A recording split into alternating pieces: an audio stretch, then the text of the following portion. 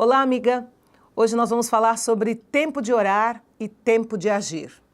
A Bíblia, em todo o seu contexto, ela nos ensina, por exemplo, como Jeremias 33:3, clama a mim, diz o Senhor, e responder-te-ei, e anunciar-te-ei coisas grandes e firmes que não sabes. Essa é uma fala da Bíblia, um incentivo que Deus dá ao seu povo de clamar. 1 Tessalonicenses, capítulo 5 e versículo 17, o apóstolo Paulo escreve dizendo, orai sem cessar.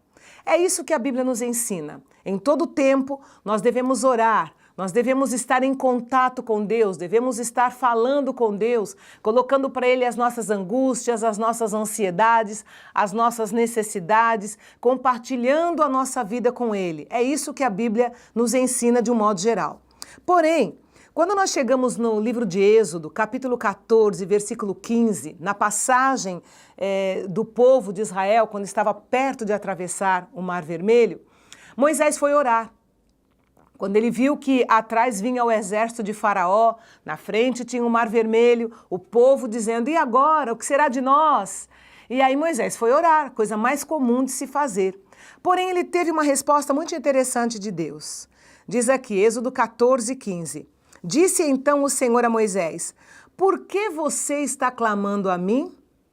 Diga aos israelitas que sigam avante. Em outra versão diga ao povo que marche. Veja que nem sempre, o que a gente aprende aqui nesse versículo, é que nem sempre nós devemos ficar no campo da oração. Há momentos em que nós precisamos tomar atitudes. Aliás, o próprio termo oração, se a gente for ver, significa orar mais ação. Oração. Muitas vezes nós não podemos ficar só no campo Deus e agora, Deus me ajuda, Deus tem misericórdia. Existem momentos que Deus quer ver algum tipo de atitude da nossa parte. Eu estava avaliando e lembrando que existem pelo menos três tipos de situação que envolve a oração e que nós devemos prestar atenção para que a gente não erre, né? Como aconteceu, digamos assim, essa falha de Moisés. Na hora de agir, ele simplesmente parou para orar. Mas Deus deu o comando, Deus sempre tem misericórdia, né? Deus deu um comando para ele.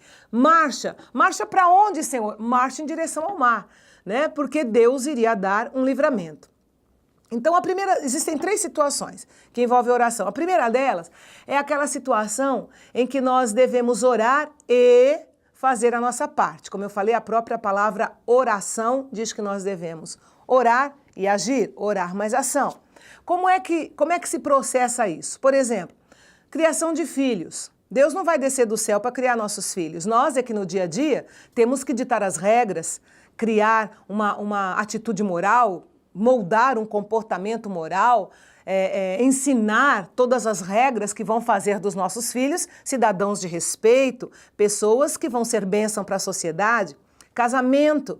Deus não vai descer do céu para melhorar o nosso casamento. Nós é que temos que tomar atitudes, Deus vai estar junto com a gente, ajudando, abençoando. Mas existem atitudes que quem tem que tomar somos nós. Não adianta ficar no campo da oração, Senhor, abençoa meu casamento. Tem que agir também. Promoção no trabalho.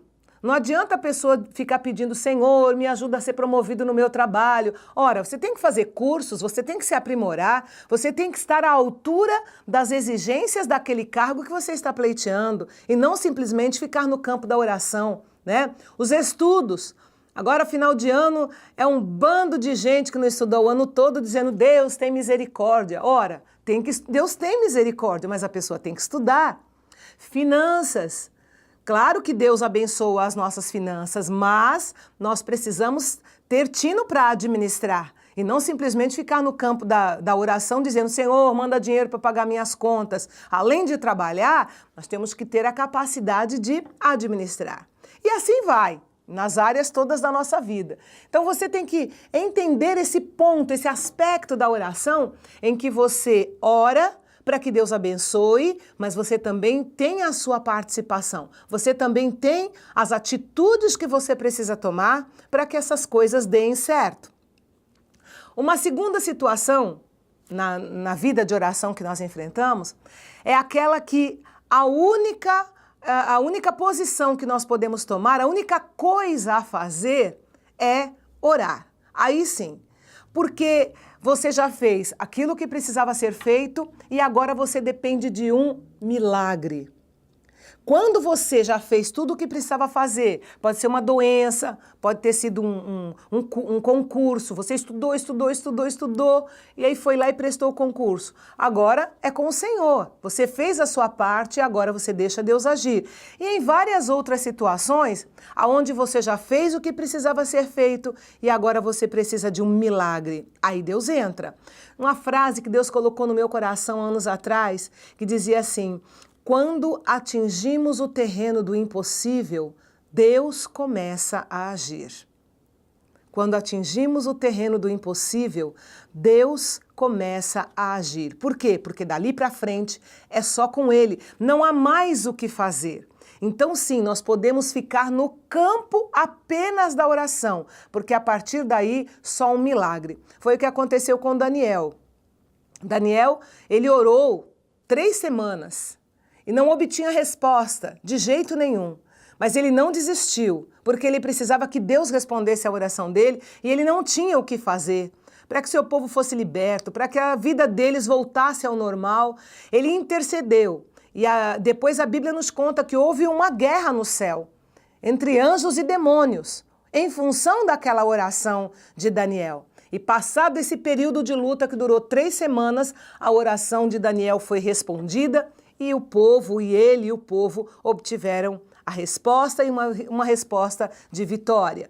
Então existem situações onde a gente realmente só pode ficar no campo da oração, né? Então tem a primeira situação em que você ora e age. A segunda situação em que você só ora e depende de um milagre do Senhor. E uma terceira situação, ela é realmente só para quem crê, mas ela é muito real porque a Bíblia nos deixa isso muito claro. É aquele tipo de momento de oração que você ora e você percebe, é mostrado para você, o Senhor revela para você, não revelou para Daniel, mas no caso, Deus revela para a gente que o que está acontecendo da nossa oração não ser respondida é que Satanás está intervendo. Deus tem mais poder que o diabo, claro, porém, ocasionalmente, Deus permite que aconteça algumas coisas assim para que nós aprendamos a lutar no campo espiritual. Se você tem uma Bíblia, você não é cristão, de repente não acredita muito nisso, mas na Bíblia, na carta de Paulo aos Efésios, no capítulo 6, a partir do versículo 10 até o versículo 18, você vai ler Paulo falando que a nossa guerra, ela não é contra a carne nem contra o sangue, ou seja, não é contra pessoas, nas circunstâncias de um modo geral, mas ela é contra os principados, as potestades do mal, são demônios que lutam para nos destruir, lutam para nos afastar de Deus, lutam para colocar empecilhos no nosso caminho, lutam para nos confundir. E muitas vezes, quando nós estamos em oração, nós percebemos uma nítida ação do diabo para tentar nos desviar da presença de Deus, para que nós falemos o que não é para ser falado, para que nós pensemos o que não é para ser pensado, para que nós tomemos atitudes que não são para ser tomadas. E a gente percebe nitidamente isso. O Senhor mostra para nós que é uma atitude demoníaca, mostra para nós através de sonho, fala ao nosso coração, mostra através da Bíblia, de modo que há ocasiões em que a gente não pode simplesmente ficar orando, há ocasiões em que a gente não tem nada para fazer, mas nós podemos, em oração, guerrear contra o diabo, repreendê-lo em nome de Jesus, porque no nome de Jesus há poder, né? No nome de Jesus há poder. E assim nós podemos ser vitoriosos, porque usando as armas, lá em Efésios capítulo 6, né? Versículo 10 em diante, fala, a lista ali, as armas que na época era usado pelos soldados romanos, mas que para nós hoje tem todo um simbolismo espiritual, como por exemplo, a espada do Espírito, que é a palavra de Deus. Nós sabemos o poder que tem essa palavra, o poder que há nela para que nós lutemos contra o diabo. Jesus venceu o diabo usando a palavra. Quando o diabo se apresentou para ele, está escrito lá em Mateus capítulo 4, tentando Jesus, para que Jesus se desviasse do propósito que ele tinha vindo à terra, Jesus enfrentou ali uma batalha espiritual, que é essa que eu estou mencionando, com o próprio Satanás. E ele, então, por 3 vezes ele tentou Jesus. E a resposta de Jesus para ele sempre era, está escrito, e mencionava um versículo bíblico. Segunda vez, está escrito, e mencionava um versículo bíblico.